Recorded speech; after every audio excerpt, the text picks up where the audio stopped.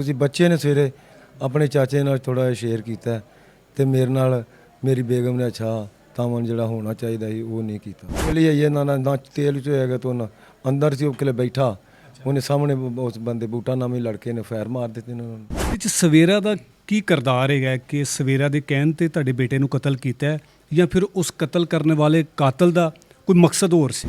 ਪੈਸੇ ਸਲਾਮੀਆਂ ਦੇ ਅੰਗੂਠੀ ਸੀ, ਪਰਸ ਸੀ, ਮੋਬਾਈਲ ਸੀ, ਉਹ ਸਭ ਕੁਝ ਉਹਨੇ ਹੀ ਰੱਖ ਲਿਆ। ਘਰ ਦੀ ਇਹ ਦਹਲੀਲ ਤੱਕ ਪਹੁੰਚੇ ਹੀ ਨਹੀਂ ਤੇ ਉਹਨਾਂ अंदर तो गया ही नहीं, बूहे बाहरले दरवाजे के कोल ही होना शहीद कर देता। अस्सलाम वालेकुम नाज़रीन, मैं हूं एडी मलिक और इस वक्त डस्का के एक नवाही गांव में मौजूद हूं जहां दूल्हा ससुराल की दहलीज पर दुल्हन के मुबैना आशना के हाथों कत्ल हो गया।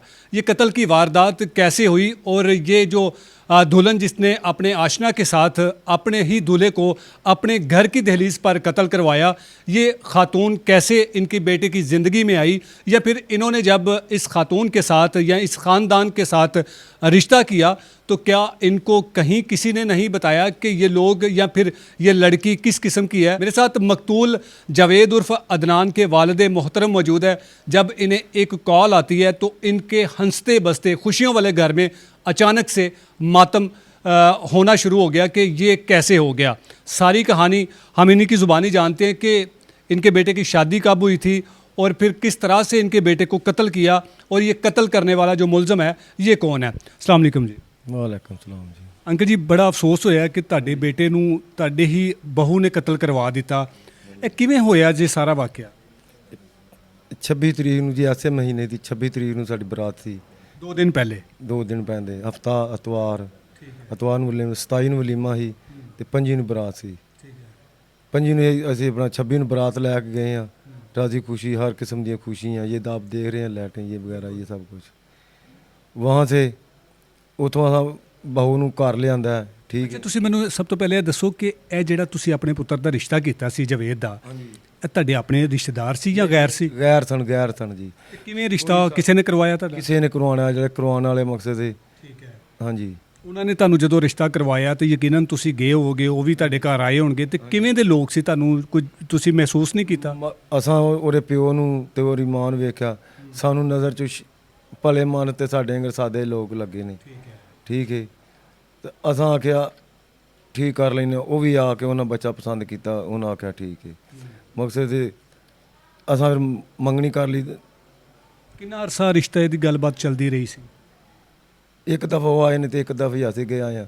ਰਿਸ਼ਤਾ ਫਾਈਨਲ ਹੋ ਗਿਆ? ਅੱਜ ਦੂਸਰੀ ਦਫਾ ਉਹਨਾਂ ਦਾ ਉਹ ਆਏ ਨੇ ਤਾਂ ਪਿਆਰ ਦੇ ਗਏ ਨੇ ਬੱਚੇ ਨੂੰ। ਤਕਰੀਬਨ ਕਿੰਨਾ 2 4 5 ਮਹੀਨੇ ਤੇ ਰਿਹਾ ਹੋਏਗਾ ਨਾ ਸ਼ਾਦੀ ਤੋਂ ਪਹਿਲੇ 4 ਮਹੀਨੇ ਰਿਹਾ ਕੰਮ ਇਹ ਮੰਗਣੀ ਦਾ। ਇਸ ਦੌਰਾਨ ਤੁਸੀਂ ਆਪਣੀ ਬਹੂ ਦੇ ਨਾਲ ਜਾਂ ਬਹੂ ਤੁਹਾਡੇ ਨਾਲ ਕੋਈ ਰਾਬਤੇ ਦੇ ਵਿੱਚ ਕੋਈ ਹੁੰਦਾ ਨਾ, ਕੋਈ ਕੱਪੜੇ ਲੀੜੇ ਕੋਈ ਹੋਰ ਚੀਜ਼ਾਂ ਖਰੀਦਣ ਦੇ ਵਿੱਚ ਕੋਈ ਉਹਨੇ ਰਾਬਤਾ ਕੀਤਾ ਹੋਇਆ? ਸਾਡੇ ਨਾਲ ਰਾਬਤਾ ਉਹ ਨਹੀਂ ਕਰਦੀ ਰਹੀ।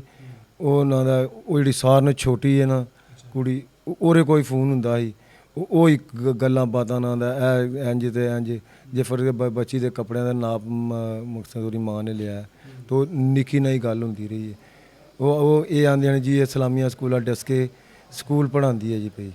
ਤੁਹਾਡੀ ਜਿਹੜੀ ਨੌਂ ਸੀ ਉਹ ਸਕੂਲ ਟੀਚਰ ਸੀ? ਸਕੂਲ ਟੀਚਰ ਸੀ, ਲੱਗੀ ਹੈ ਪ੍ਰਾਈਵੇਟ ਸਕੂਲ ਹੈ।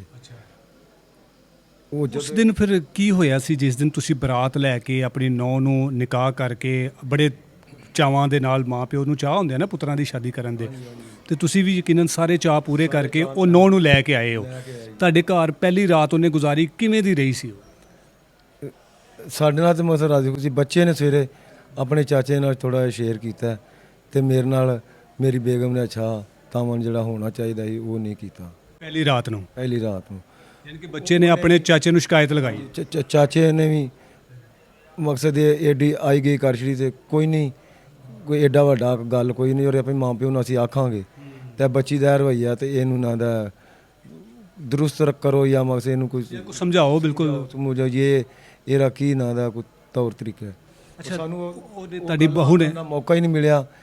ਚਾਚੇ ਹੋਰਾਂ ਨੂੰ ਮਾੜਾ ਜਿਹਾ ਸ਼ੱਕ ਪਿਆ ਤੇ ਉਹ ਇਹਨਾਂ ਦੇ ਨਾਲ ਹੀ ਗਿਆ ਤੇ ਇਹਨਾਂ ਦੇ ਨਾਲ ਹੀ ਜਾ ਕੇ ਉੱਥੇ ਹਾਈਏ ਇਹ ਪਿੱਛੇ ਹੀ ਸਨ ਤੇ ਉਹ ਜਿਵੇਂ ਦੁਲਹਾ ਦੇ ਦੁਲਹਨ ਪਹਿਲਾਂ ਜਾਂਦੇ ਰਿਵਾਜ ਹੁੰਦਾ ਉਹ ਤੇਲ ਮਾਵਾਂ ਨਾਂ ਦਾ ਉਹ ਚੋਂਦੀਆਂ ਨੇ, ਉਹ ਤੇਲ ਹੀ ਹੈ ਨਾ ਤੇਲ ਚ ਹੋਏਗਾ ਤਾਂ ਉਹਨਾਂ ਅੰਦਰ ਸੀ ਉਹ ਕਿਲੇ ਬੈਠਾ ਉਹਨੇ ਸਾਹਮਣੇ ਉਸ ਬੰਦੇ ਬੂਟਾ ਨਾਮੀ ਲੜਕੇ ਨੇ ਫਾਇਰ ਮਾਰ ਦਿੱਤੇ ਇਹਨਾਂ ਨੂੰ ਬੂਟਾ ਜਿਹੜਾ ਜਿਹਨੇ ਫਾਇਰ ਮਾਰੇ ਨੇ ਬੇਟੇ ਤੁਹਾਡੇ ਨੂੰ, ਇਹਦਾ ਤੁਹਾਡੀ ਜਿਹੜੀ ਨੌ ਸਵੇਰਾ ਸੀ ਉਹਦੇ ਨਾਲ ਕੋਈ ਤਾਲੁਕ ਸੀ?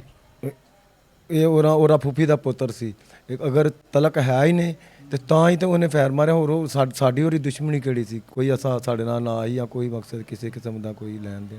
ਯਾਨੀ ਕਿ ਵਲੀਮੇ ਤੋਂ ਬਾਅਦ ਜਦੋਂ ਦੁੱਲੇ ਨੂੰ ਉਹਦੇ ਸਸੁਰਾਲ ਵਾਲੇ ਲੈ ਕੇ ਜਾਂਦੇ ਨੇ, ਇਸੇ ਤਰ੍ਹਾਂ ਤੁਹਾਡੇ ਬੇਟੇ ਨੂੰ ਲੈ ਕੇ ਗਏ।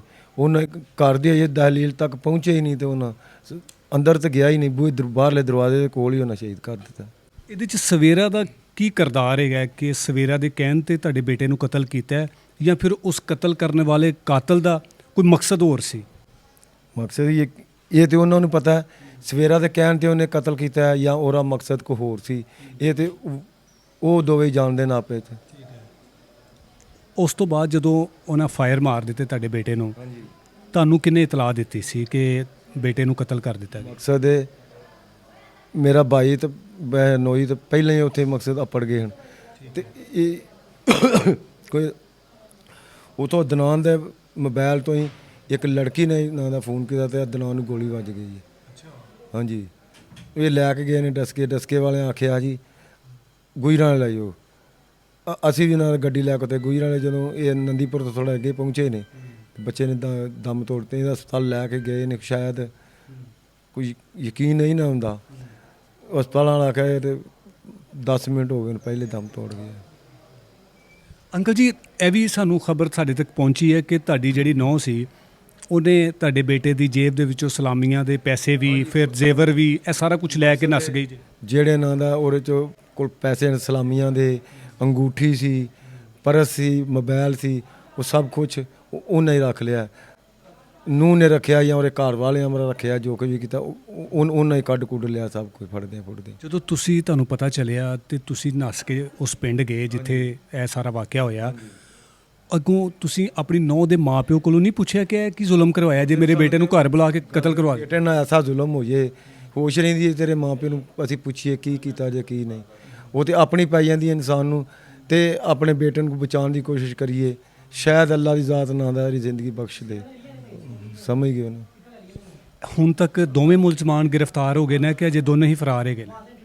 ਮਕਸਦ ਸੁਣ ਆਉਂਦੀ ਹੈ ਜਿਹੜਾ ਨਾ ਲੜਕਾ ਉਹ ਗ੍ਰਿਫਤਾਰ ਹੋ ਗਿਆ, ਪੱਕਾ ਯਕੀਨ ਹੈ ਸਾਨੂੰ। ਉਹ ਵੀ ਕੋਈ ਨਹੀਂ ਜਾ ਕੇ ਵੇਖਿਆ ਨਹੀਂ, ਤੇ ਲੜਕੀ ਦਾ ਇਹ ਨਹੀਂ ਕੋਈ ਗ੍ਰਿਫਤਾਰ ਹੋਈ। ਲੜਕੀ ਦਾ ਕੋਈ ਪਤਾ ਨਹੀਂ ਹੈ ਕਿ ਕਿੱਥੇ ਹੈ ਕਿੱਥੇ ਨਹੀਂ? ਕਿੱਥੇ ਨਹੀਂ, ਕੋਈ ਪਤਾ ਨਹੀਂ ਸਾਨੂੰ। ਪੁਲਿਸ ਕੀ ਕਹਿੰਦੀ ਹੈ ਤੁਹਾਨੂੰ ਕਿ ਅਸੀਂ ਦੋਵਾਂ ਮੁਲਜ਼ਮਾਨ ਨੂੰ ਜਲਦੀ ਗ੍ਰਿਫਤਾਰ ਕਰ ਲਾਂਗੇ? ਪੁਲਿਸ ਤੇ ਯਕੀਨ ਦਿਲਾਉਣ ਲਈ ਅਸੀਂ ਉਹਨਾਂ ਨੂੰ ਗ੍ਰਿਫਤਾਰ ਵੀ ਕਰਾਂਗੇ, ਉਹਨਾਂ ਨੂੰ ਹਰ ਕਿਸਮ ਦੀ ਸਜ਼ਾ ਦੇਵਾਂਗੇ। ਅੰਕਲ ਜੀ ਸਾਹਿਬ ਵੀ ਆਉਂਦੇ ਨੇ, SHO ਸਾਹਿਬ ਵੀ ਆਉਂਦੇ ਨੇ, ਦੋਵੇਂ ਆਉਂਦੇ ਨੇ ਜੀ।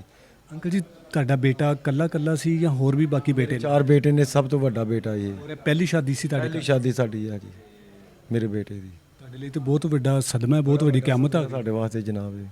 ਤੁਹਾਡਾ ਬੇਟਾ ਕੀ ਕੰਮ ਕਰਦਾ ਸੀ? ਉਹ ਗੱਡੀਆਂ ਦਾ ਮਕੈਨਿਕ ਸੀ। ਲਾਹੌਰ ਇੰਟਰਚੇਂਜ ਦੇ ਸਾਹਮਣੇ ਉਹਦੀ ਦੁਕਾਨ ਸੀ ਗੱਡੀਆਂ ਦੀ। ਹੁਣ ਤੁਸੀਂ ਕੀ ਸਾਡੇ ਜੈਸੇ ਲੋਕਾਂ ਨੂੰ, ਜਾਂ ਜਿਹੜੇ ਲੋਕ ਦੇਖਦੇ ਪਏ ਨੇ ਆਪਣੇ ਧੀਆਂ ਪੁੱਤਰਾਂ ਦੀ ਸ਼ਾਦੀ ਕਰਦੇ ਨੇ, ਸ਼ਾਦੀ ਤੋਂ ਪਹਿਲੇ ਰਿਸ਼ਤਾ ਕਰਦੇ ਨੇ, ਉਹਨਾਂ ਨੂੰ ਤੁਸੀਂ ਕੀ ਕਹੋਗੇ ਕਿ ਕਿਵੇਂ ਇਹਨਾਂ ਲੋਕਾਂ ਦੀ ਜਾਣ ਪਛਾਣ ਕਰਨੀ ਚਾਹੀਦੀ? ਜਦੋਂ ਉਹ ਬਣਾ ਰਿਸ਼ਤੇਦਾਰਾਂ 'ਚ ਰਿਸ਼ਤਾ ਕਰੋ, ਜਾਣ ਪਛਾਣ ਕੇ ਅੱਗੇ ਸੱਜੇ ਖੱਬੇ ਪੁੱਛ ਕੇ, ਤੇ ਉਨ ਬੱਚੀ ਵਾਲਿਆਂ ਦੇ ਮਾਂ ਪਿਓ ਨੂੰ ਵੀ ਚਾਹੀਦਾ ਤਾਂ ਆਪਣੀ ਬੱਚੀਆਂ ਨੂੰ ਪੁੱਛਣ ਤੁਸੀਂ ਕਿੱਥੇ ਰਾਜ਼ੀ ਹੋ, ਜੇ ਹੋਰ ਕਿਲੇ ਰਾਜ਼ੀ ਹੋ ਠੀਕ, ਜੇ ਸਾਡੇ ਤੇ ਯਕੀਨ ਤੁਹਾਨੂੰ ਹੈ ਤਾਂ ਅਸੀਂ ਇੱਥੇ ਕਰਨੀ। ਹੁਣ ਤੁਹਾਨੂੰ ਯਕੀਨ ਆ ਰਿਹਾ ਕਿ ਇਹ ਤੁਹਾਡੀ ਨੌਂ ਦੇ ਮਾਂ ਪਿਓ ਨੂੰ ਪਤਾ ਸੀ ਕਿ ਮੇਰੀ ਧੀ ਕਿਵੇਂ ਦੀ ਹੈਗੀ ਜੀ? ਯਕੀਨ ਤੇ ਹੀ, ਅਗਰ ਉਹਨਾਂ ਨੂੰ ਪਤਾ ਹੀ ਹੋਣਾ ਹੈ ਜਨਾਬ, ਉਹਨਾਂ ਨੂੰ ਪਤਾ ਹੋਣਾ, ਲੇਕਿਨ ਸ਼ਾਇਦ ਉਹਨਾਂ ਜ਼ਬਰਦਸਤੀ ਕਰ ਦਿੱਤਾ ਹੋਏ। ਇਹ ਜਿਹੜਾ ਕਾਤਲ ਹੈ ਜਿਹਨੇ ਤੁਹਾਡੇ ਪੁੱਤਰ ਨੂੰ ਫਾਇਰ ਮਾਰੇ ਨੇ, ਇਹ ਤੁਹਾਡੀ ਉਸ ਕਾਤਲਾ ਨੌਂ ਦਾ ਕੀ ਲੱਗਦਾ ਹੈਗਾ ਸੀ? ਫੁੱਫੀ ਦਾ ਪੁੱਤਰ ਲੱਗਦਾ ਜੀ। ਫੁੱਫੀ ਦਾ ਪੁੱਤਰ ਸੀ? ਹਾਂਜੀ। ਯਕੀਨਨ ਉਹਨੇ ਫਿਰ ਉਹਦੇ ਕਹਿਣ ਤੇ ਹੀ ਕੀਤਾ ਹੈ? ਇਹਨੂੰ ਉਹਦੇ ਕਹਿਣ ਤੇ ਕੀਤਾ ਹੋਣਾ ਜਨਾਬ। ਕੀ ਕਹੋਗੇ ਤੁਸੀਂ ਆਲਾ ਹੁਕਾਮ ਨੂੰ ਕਿ ਕਿਵੇਂ ਇਨਸਾਫ ਮਿਲਣਾ ਚਾਹੀਦਾ ਤੁਹਾਨੂੰ? ਤੁਹਾਡਾ ਬੇਟਾ ਤੇ ਵਾਪਸ ਨਹੀਂ ਆ ਸਕਦਾ। ਸਮਝੇ ਅਸੀਂ ਵਜ਼ੀਰ ਆਜ਼ਮ ਅੱਗੇ ਵੀ ਦਰਖਾਸਤ ਕਰਾਂਗੇ, ਵਜ਼ੀਰ ਆਲਾ ਅੱਗੇ ਵੀ ਦਰਖਾਸਤ ਕਰਾਂਗੇ, IG ਪੰਜਾਬ ਅੱਗੇ ਵੀ ਦਰਖਾਸਤ ਕਰਾਂਗੇ, ਤੇ ਸਾਨੂੰ ਇਨਸਾਫ ਚਾਹੀਦਾ ਹੈ। ਬੇਟਾ ਸਾਡਾ ਤਾਂ ਨਹੀਂ ਮਿਲਿਆ, ਲੇਕਿਨ ਸਾਨੂੰ ਸਾਡਾ ਮੁਲਕ ਇਨਸਾਫ ਤੇ ਦਿਲਾ ਸਕਦਾ ਹੈ ਕਿ ਨਹੀਂ ਦਾ ਸਾਥ। ਹਾਂਜੀ, ਤੁਹਾਡਾ ਹੱਕ ਹੈ ਇਨਸਾਫ ਲੈਣ।